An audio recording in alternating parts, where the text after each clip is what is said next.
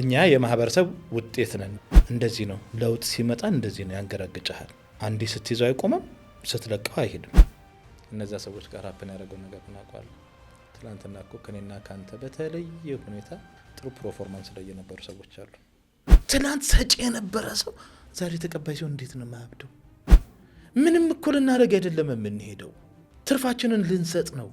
ትርፋችንን ሰው ፈጣሪ አይኑረው፣ በጎ ማድረግ የሚባለውን ነገር ግን ጭንቅላት ውስጥ ያስቀምጥ። ይሄ ተስፋ የቆረጠ ሰው ንግግር ነው። እሱም ህጉን ያስከብር፣ እኔም ህይወቴን ልጠብቅ።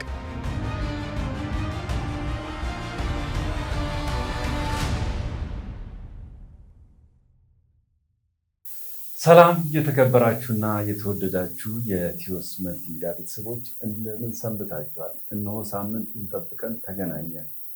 ቲዮስ መልቲሚዲያን ከወደዳችሁ ላይክ፣ ሰብስክራይብ፣ ኮሜንት በማድረግ ቤተሰብ ይሁኑ።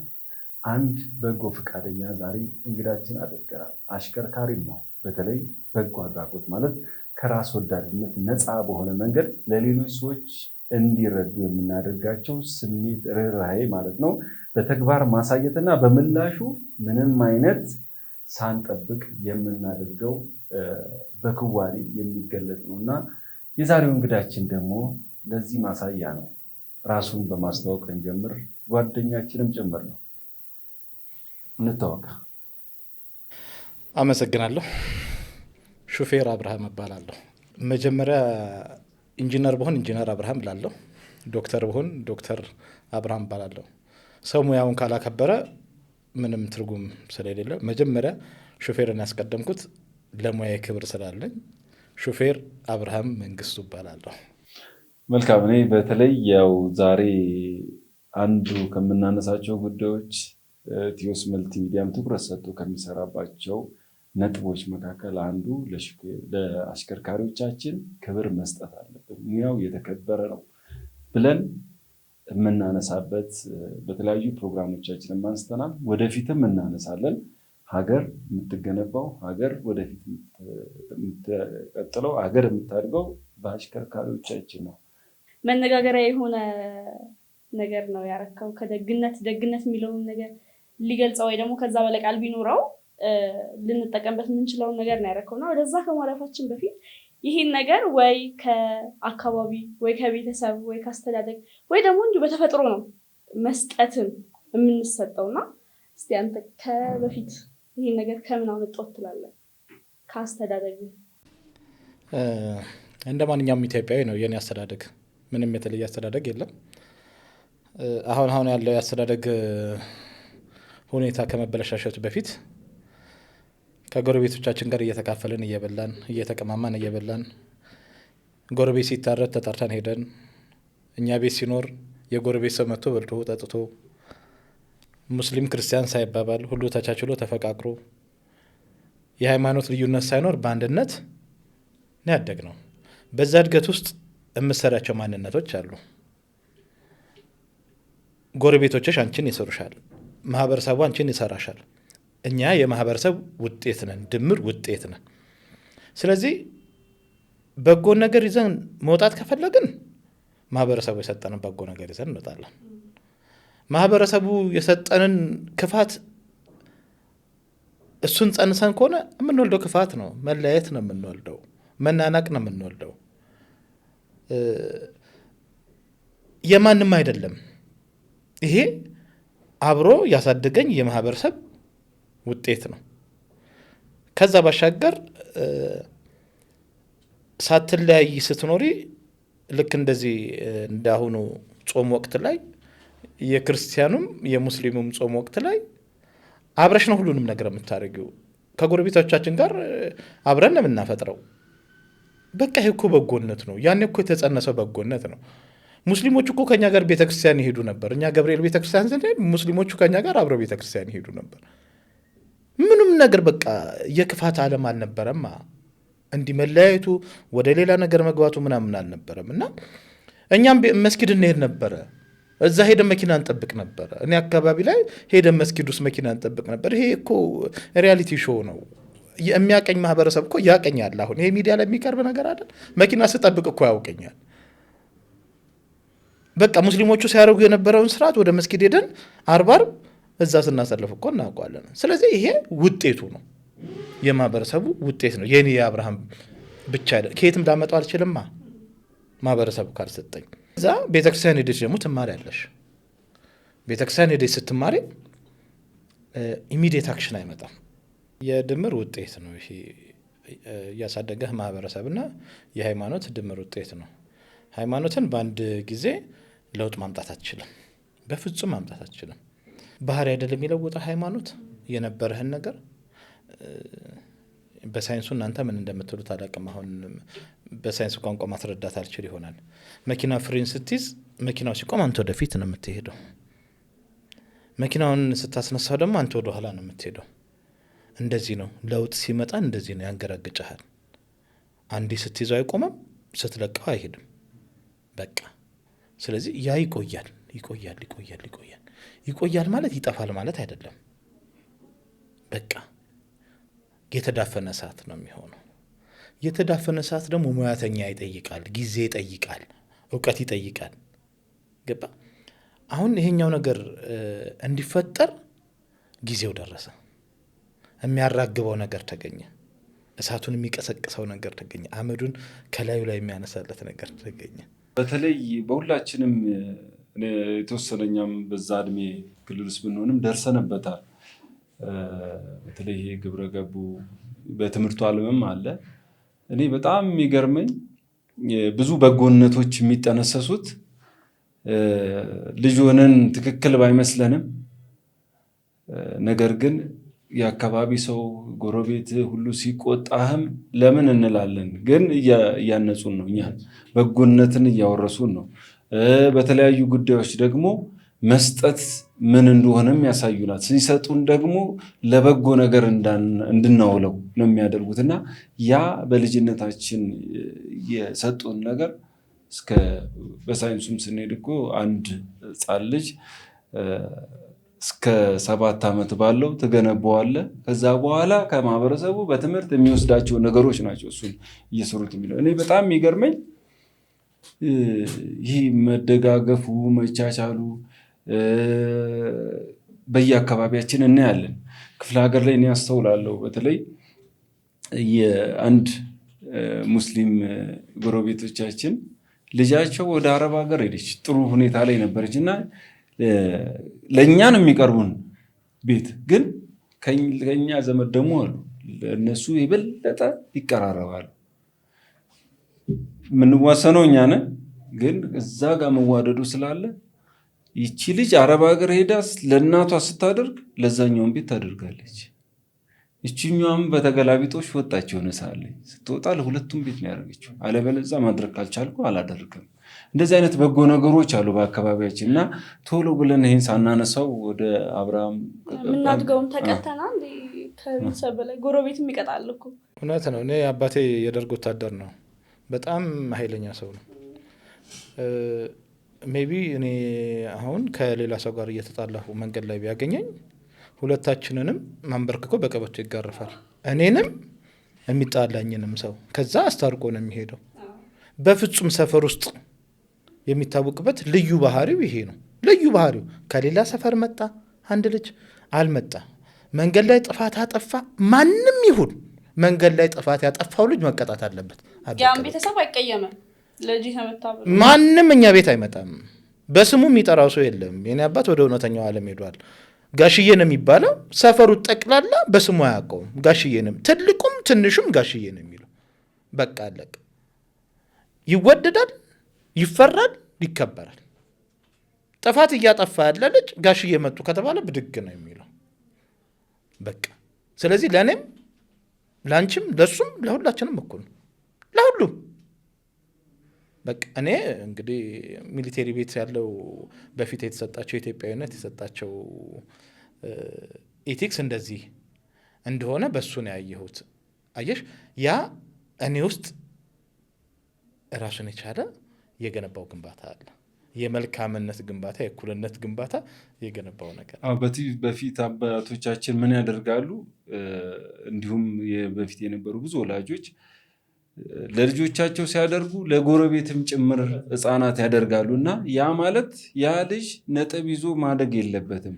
አይተው እንደሆነ ብዙ ሰዎች አድገው የሆነ ፋውል ስሰራባቸው ካዩ ለእነሱ ፋውል ነው በልጅነት አይምሯቸው። አድገው ግን ምንድነው የሚሆነው?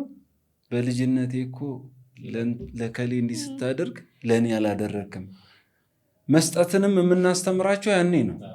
እኔ ልጄን አስታውሳለሁ። በቃ እነ ከሌ ሊመጡ ነው ቤታቸው ካልን ህፃን ልጆች የእሷ ኩየ ካሉት ምንድን ነው የምሰጣት ብላ ትጨነቃለች። ስለዚህ ልጆች መስጠትን ማካፈልን ከለመዱ ነገ ሀገር በተጨነቀች ሰዓት፣ ሀገር ችግር ውስጥ ባለች ሰዓት፣ ሰዎች በተጎዱ ሰዓት እነሱ ናቸው ቀድሞ ደራሽ እና ይህም አንድ ትውልድን ይገነባል ብዬ አስባለሁ። በማሽከርከር ሙያ ላይ ነው ያለኸው። እስኪ ወደዛ የገባህበትን ያቺ የመጀመሪያዋን 10 ምናምን ዓመት ነው እሱን ነገር ስታጫውተን። ህልም ነው የሚባለው መሰለኝ። ልጅነት ጥሩ አለም አይደለም፣ ግልጽነት ምናምን እና አንዳንድ ጊዜ ደግሞ የወደፊት ማንነትም በልጅነት ውስጥ ይገለጻል የሚባል ነገር አለ። የቱ ነው እውነት የቱ ነው ውሸት? እሱኛውን እንግዲህ አጥኚዎቹ ይሄዱበት። እኔ የሽቦ መኪና እየነዳሁ ነው ያደግኩት። ከበፊትም ትፈልገው ነበር? ከበፊት ነበር ማለት ነው። አየሽ፣ ሲሪየስሊ የሽቦ መኪና ነዳለሁ። ግቢያችን ውስጥ ድንጋይ እንደዚህ እንትን ብሎ ድንጋዩ ላይ ቁጭ ብዬ መሪ ነገር አድርጌ ያንን ነገር ሰነዳ አስታውሳለሁኝ። እና በየትኛው ሞመንት ወደ ሹፍርና እንደመጣሁ አላውቅም። የህይወት ጥሪ ሊሆን ይችላል። እኔ ሹፌር ሆናለሁ ብዬ አልተማርኩም። ወደ ሌላ የስራ ዘርፎች አስብ ነበር። በአናጺነት ቆይቻለሁ። ወደ 6 ዓመት አካባቢ በአናጺነት ቆይቻለሁ። አናጺነት ትቼ ነው ወደ ሹፍርና አለም የመጣሁት። የህይወት ጥሪ ነው ብዬ ስለማስብ ነው። አሁን ቀጥላለሁ፣ እኖርበታለሁ፣ አልኖርበትም እንደሱ አይነት ድሪም ውስጥ አይደለሁም አሁን ያለሁት። ምክንያቱም ሹፍርና ያማል። ወደ እሱ እናነሳለን። ግን በተለይ ስለ በጎነት ጀምረን የተወሰነ ያንተን ጉዳይ አንጠልጥለን መቆየት የለብንም። አብርሃም በጎ ማድረግ በተለይ ደግሞ በቅርቡ በተደረገው ለመቄዶንያ ገቢ ማሰባሰቢያ ቦታው ላይ ሄዶ ላየ የሚገርሙ አባቶች፣ የሚገርሙ ታለንት ያላቸው እንዲሁም ደግሞ በሌላ ህመም ላይ የሚያሉ ሰዎች፣ አልጋ ላይ የማይነሱ ሰዎች ያሉበት ሁኔታ ነው እና ይህን በጎ የማድረጉን ነገር ምን አይነት ስሜት ነው የፈነቀለ? ያችን ውሳኔ አስታውሰንና እዛ የነበረውን ስሜት ስጦታው እንዴት እንደነበረ ሲናንሳ።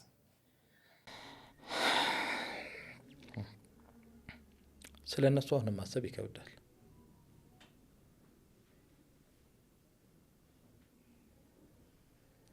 እኔ እናንተ አሁን እየሰራ ነው አይደል? ነገ ሀፕን የሚያደርገው ነገር እናውቃለን። እነዛ ሰዎች ጋር ሀፕን ያደረገው ነገር እናውቃለን። ትላንትና እኮ ከኔና ካንተ በተለየ ሁኔታ ጥሩ ፐርፎርማንስ ላይ የነበሩ ሰዎች አሉ። በቃ እንደ ልብ ነገሮችን ማሽከርከር የሚችል አቅም የነበራቸው ሰዎች እኮ ናቸው ዛሬ እዛ ጋር እጃቸውን የዘረጉት፣ ዛሬ እዛ ጋር ወድቀው የተገኙት። ምንድነው ለእኔና ላንተ ለነገ መቆም ዋስትናችን? እስኪ ንገረኝ። በቃ ዛሬ እንደ ልባችን እየሮጥን እየገባን እየወጣን ነው አይደል? እግዚአብሔር ይመስገን። እነዛ ሰዎች ዛሬ ከኛ በተሻለ ሁኔታ ላይ የነበሩ ሰዎች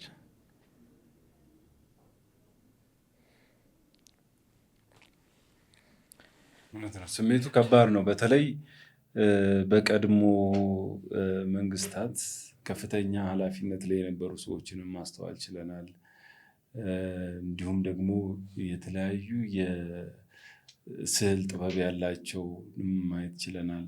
ከጥሩ ቤተሰብ ጋር የነበሩ ሰዎችን እንዲሁም ደግሞ ቤተሰቡን መርዳት ያልቻሉ ሰዎች እንዲሁም መርዳት እየቻለ ቤተሰቡ እዛውም ተጠልሎ ያሉበት ሁኔታ አለና በከፊልም እንደዚህ አይነት ታሪኮችንም እያየን ነው። በጎ ማድረግ መልካም ነው። እስቲ በተለይ ይህንን ስታደርግ የቤተሰብ ሁኔታ ይቅርታ፣ በጣም ይቅርታ። ይሄ እኮ የተነገረው ታሪክ ነው። አሁን አንተ የምትለኝ እኮ የተነገረው ታሪክ ነው። ያልተናገሩ ሰዎች እኮ አሉ ውስጣቸው የታመሙ መግለጽ ያልቻሉ በቃ አንገታቸውን ደፍተው ዝም ብለው የተቀመጡ ሰዎች እኮ አሉ። ምንድነው በውስጣቸው የሚያወሩት አናቅም። ምንድነው ከአምላካቸው ጋር የሚወያዩት? ምንድነው ዶክተር ቢንያምን የሚሉት አናቅም። በቃ ዝም ብለዋል። ዝም አይከብድም? ይሄኛው ጄኔሬሽን እኮ ዝም ማለት እኮ ስላቃተው ነው ራሱን እያጠፋ ያለው አይደል? ብዙዎቹ ወጣቶች በአሁኑ ሰዓት ራሳቸውን የሚያጠፉት እኮ ይሄኛውን ጊዜ በዝምታ ማለፍ ስላቃታቸው ነው። እነዛ ደግሞ የተገነባ ሰብዕና ስላላቸው ነው ዛሬ ዝም። ይሄ የጥፋት ጊዜ እስከሚያልፍ ዝም። አያ እኛ የነገሩንን ብቻ ነው እንጂ የምናውቀው አለ ያልተነገረ፣ ብዙ ያልተነገረ፣ ብዙ አእምሮ ህሙማን የምንላቸው እነማንን ነው እስኪ ንገረኝ። ትላንትና በአንድ እጃቸው ለራሳቸው በአንድ እጃቸው ለጎረቤት ክፍለ ሀገር ወጥተው ሲመጡ የነበሩ ባለስልጣን በላቸው፣ አሽከርካሪዎች በላቸው፣ በኮንስትራክሽን ስራ ላይ የተሰማሩ ሰዎች በላቸው፣ እነዛ ሁሉ ሰዎች ትናንትና እንደዚህ አድርገው ይዘው መጥተው ለጎረቤት ማሩን ከሰሉን ምናምን ዛሬ የለም። ለማን ይናገሩት? ይሄ ያላሳበደ ምን ያሳብድ? ትናንት ሰጪ የነበረ ሰው ዛሬ ተቀባይ ሲሆን እንዴት ነው የማያብደው? አልሰሰተም እኮ አላበላለጠም። በል ቅድም ስናወራ እንደነበረው ሙስሊም ክርስቲያን ምናምን አላለም። የጎረቤት ልጅ ነው የጎረቤት ልጅ። በቃ አለቀ። ተሰብስቦ ሸንኮራ ሲበላ የጎረቤት ልጅ ያን እኮ አሳልፈናል እኛ ስለ እውነት። በቃ እኛ አካባቢ ላይ በጣም የምንወዳቸው አራያ የነበሩ ኤርትራዊ ነበሩ። ጠቅላላ ለሰፈር ሰው የሚያረጉ ለሰፈር ልጅ የሚያረጉ ልጆች ነው። እኛ ሸንኮራ ነው የምናውቀው። ጎረቤት እናቶቻችን ደግሞ ከሰል ነበር ከሳቸው። ተስፋ ጋብር ይባላሉ። በጣም የሚገርም ስብዕና ያላቸው ሰዎች። አየህ ቅድም ሳወራ የነበረው እነዚህ ሰዎች የሰጡን ስጦታ ነው። አሁን እዚህ ቦታ ላይ ያሉ ሰዎች እንደዚህ መልካም የነበሩ ሰዎች አንተ ዛሬ ዳይፐር ስገዛላቸው ውስጣቸው አይሞትም? ይሄን ማሰብ የሚችለው ጭንቅላታቸው እንዴት ይሆን ታዲያ? ለነዚህ ምን ሰተህ ትረካለህ? በልይ ንገረኝ እስኪ። ምን ሰተህ? ከአእምሮ በላይ ናቸው። ከአእምሮ በላይም ነው መስጠት። ለእርጅና ዘመናችንም ምርኩዝ ነው የሚሆነን። በጎ ማድረግ የቀሪው ዘመናችንን ይባርክልናል ተብሎ ይታመናል። እኔ በነገራችን ላይ መቄዶንያ ላይ አንዳንዴ መልካም የሆኑ ሰዎች ማህበረሰቡን ሊያገለግሉ የሚችሉ ሰዎች፣ እኛው ግን ጥንቃቄ ለአእምሯቸው ጥንቃቄ ባለማድረጋችን የጤና መታወክ ገጥሟቸው ወደዛ የገቡ ሰዎች አሁን ግን እዛ ጋር በሚያዩት ፊት በጎ የኢትዮጵያን አስተሳሰብን በማየታቸው ሐኪሞች አንወጣም ብሎ እዛ የሚያገለግሉ አሉ። በሙያቸው የተለያየ የሂሳብ ባለሙያዎች አሉ። እዛ በሙያቸው እያገለገሉ አንወጣም፣ በቃ ቀሪ ዘመናችን እዚህ እያገለገልን እንሞት ነው ያሉት። ከዚህ በላይ ምን በጎነት አለ? ሪሊፍ ይሰጣል። ግቢው ስትገባ በጣም በጣም በጣም እኔ የትም ቦታ ሄጄ እንደዚህ አይነት ሪሊፍ ከገዳም ውጭ እንደዚህ አይነት ሪሊፍ አግኝቼ አላውቅም። መቄዶንያ ሲሄድ እንዴ ምንም እኮ ልናደርግ አይደለም የምንሄደው፣ ትርፋችንን ልንሰጥ ነው። ትርፋችንን እቤት ያስቀምጥነውን ብል የበላውን ልብስ ልንሰጥ እኮ ነው የምንሄደው። እነዛ ሰዎች ግን ምንም ሳሰጫቸው ብትሄጅ ምንድን ነው የሚሉት? እንኳን ደህና መጣችሁ፣ በሰላም ወደ የቤታችሁ ግቡ፣ ብድር ይግባችሁ፣ ቸር ይጠብቃችሁ፣ መንገዳችሁ ቀና ይሁንል። እንዴ ምን ሰተን?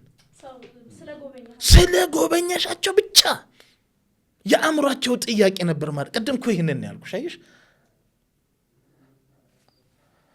አላወሩም፣ ውስጣቸው ሰው ናፍቋል። በነገራችን ላይ ሰዎች በመስጠት ብቻ ያስቡታል።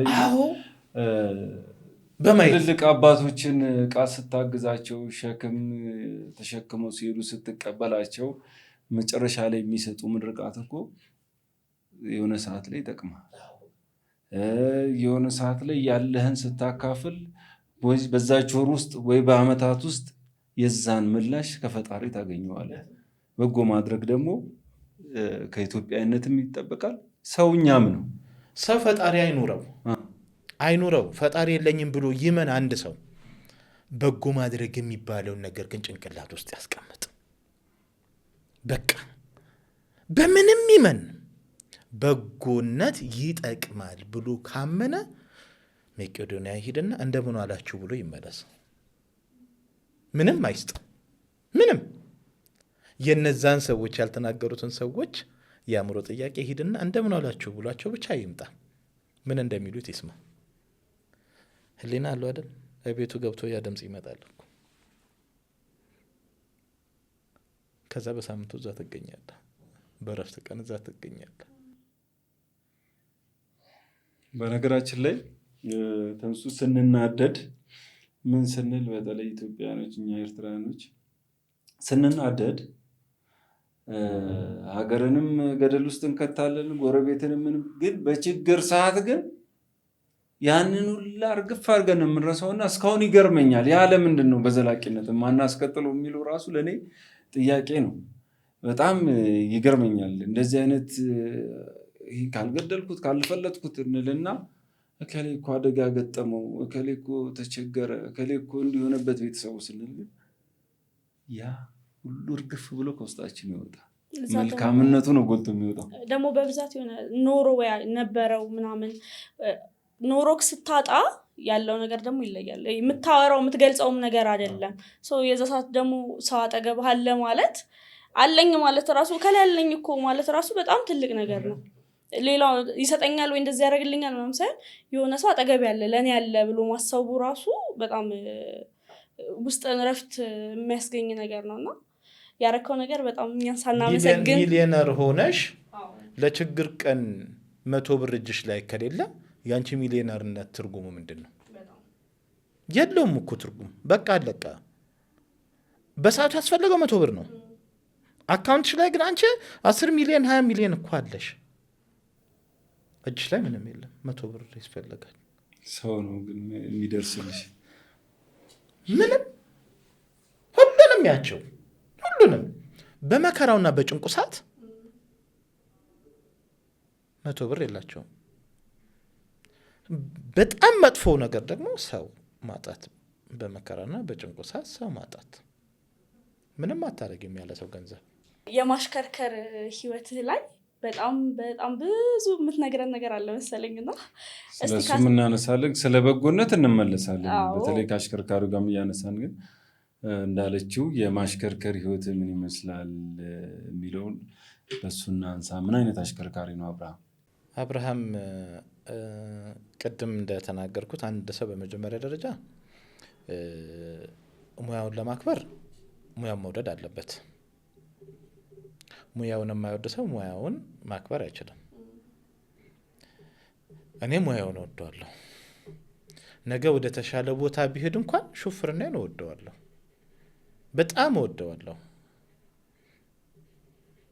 ዛሬ እዚህ ጋር ለመድረስ ሹፌር መሆኔ ትልቅ አስተዋጽኦ አለው። ነገ ተምሬ የሆነ ቦታ ላይ ለመድረስ ሹፍርናዬ ትልቅ አስተዋጽኦ አለው። ስራሽን ከወደድሽ ትጠነቀቂያለሽ። በቃ አለቀ። ታጫለሻ። የምታጭው ነገር አለ። የምታጭው ነገር ስላለ እኔ አሁን የኢትዮጵያ መንገዶች ባለስልጣን ሹፌር ነኝ፣ የአውራ ጎዳና ሹፌር ነኝ። እኔ የአውራ ጎዳና መኪና እኔ እጅ ላይ የሚቆይበት ጊዜ አለ። ሰዎች እንደ ልባቸው እንደሚናገሩት አይደለም። እኔ መኪናዬን በጥንቃቄ ነው የሚይዘው። ተቋሚ ያሉ የስራ ኃላፊዎች በአንድም በሌላም ተጠይቀው መናገር ይችላሉ። መኪናዬን በንጽህና ነው የሚይዘው። መኪናዬን በአግባቡ ነው የሚይዘው። ከመኪና ጠንካራ የትኛው ነው ሲባል የመንግስት መኪና ይባላል አሉ። እንደ ልብ ስለሚነዳ ነው። ይሄ ተስፋ የቆረጠ ሰው ንግግር ነው። ተስፋ ያለው ሰው እኔ መኪና መግዛት አልቻልኩም፣ መንጃ ፈቃድ ማውጣት ችያለሁ። መንግስት ደግሞ አገልግለኝና ደሞዝህን ልክፈልህ ብሎ መኪና ሰጠኝ። ሊብሬው የመንግስት ነው፣ መኪናው የኔ ነው። ይሄ መኪና ሲቆም እኔ የማጣው ነገር አለ። ቤተሰቤን የማስተዳድርበትን ነገር አጣለሁ። ቤተሰቤን ለማስተዳደር መኪናውን ህይወት መጠበቅ አለብኝ። ቤተሰቤን ለማስተዳደር ብቻ አይደለም የህይወት ዋጋ እንዳልከፍል፣ በደንብ አርገሻ የህይወት ዋጋ እንዳልከፍል መኪናዬን በጥንቃቄ መያዝ አለብኝ። ፍሬን ችግር አለበት ብሎ መኪናዬ እየነገረኝ ምልክት ዳሽቦርድ ላይ አምጥቶ እየነዳው ከሆነ ወደ ሞት እየሄድኩ ነው። አለቀ። ታዩ ራሴን እተዋለሁ። አደጋን ሊያጋለጥ የሚችለው ነገር ምንድን ነው ብዬ ማሰብና መጠንቀቅ ያለብኝ አስቤ ተጠንቅቄ መንገዴን በብዛት የሳይት ሾፌር ነኝ። አሁን ከባድ መኪናን ማሽከረክረው ስወጣ መደረግ ያለበትን ነገር ከመውጣት በፊት አስተካክላለሁ። አንድ ሹፌር ሊያሟላ የሚገባውን የራሱን መጀመሪያ፣ ከዛ የመኪናው ጤንነት ማወቅ መቻል አለበት። ይህን ደግሞ ተቋሙ ሊያሟላ ፈቃደኛ ነው። እኔ መኪና ችግር አለበት እያልኩኝ ሂድና ገደል ግባ የሚል ተቋም አይደለም ያለኝ። አለቆቼ እንደዚህ አይደሉም። ለስራ የሚፈልጉኝ እኔ በህይወት ስኖር ነው። ለስራ የምፈልገው መኪናው ጤነኛ ሲሆን ነው።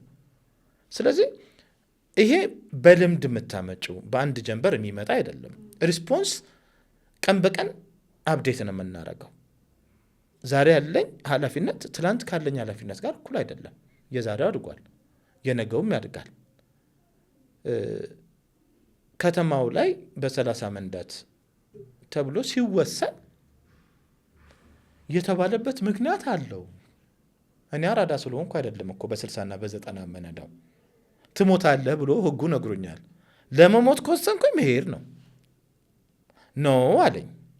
አክሲደንቱን እንዴት ኮንትሮል እናድርገው ብለን ስናስብ ህጎችን ለህግ አካላት መስጠት ሳይሆን ወደ ራሳችን ውስጥ ማስገባት። በቃ ምልክቶች፣ የመንገድ ዳር ምልክቶች አሉ። የመንገድ ዳር ምልክቶች ድልድይ ነው፣ ከርቭ ነው እያለ እኔ መኪናዬን ከላይ ለቅቄው እያለው ከምጥቼ በለው ስለው በቃ ተነገረሽ እኮ። አንደኛ የከተማው ህግ የፍጥነት ወሰን አለው በመጀመሪያ።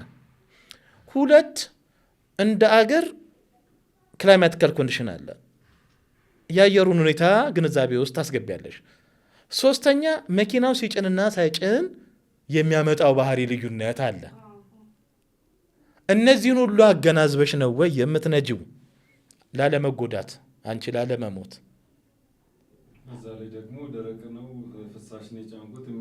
እሱ ሁሉ ባህሪ አለ። ስለዚህ ወዴት ነው እየወሰደኝ ያለው? ወደ ሞት ነው? ወደ ህይወት ነው? ነገ ላይ ያጓጓለሁ አይደለ? እንደ ኢዮብ ስንዘፈን ነገ ላይ ስለማየት የሚጓጓ ሰው እነዚህ ነገሮች ግምት ውስጥ ያስገባል። ክስ አሁን ትክክል ነው አይደለም ወደሚለው ነገር አልገባም። እሱ ትክክል የሆኑ ሰዎች ሊና የፈቀደላቸው ትክክለኛውን አሰራር የሚሄዱ አለው። ትክክል ያልሆኑ ደግሞ በጣም ሰዎች አሉና ክሱ የሚመጣው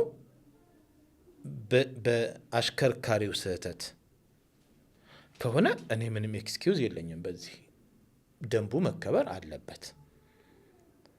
30 ነው የፈቀደልህ 40 ነርተሃል ከተባልኩ መንጃ ፈቃዴን አውጥቼ መስጠት ብቻ ነው ያለኝ አማራጭ። እሱም ህጉን ያስከብር፣ እኔም ህይወቴን ልጠብቅ።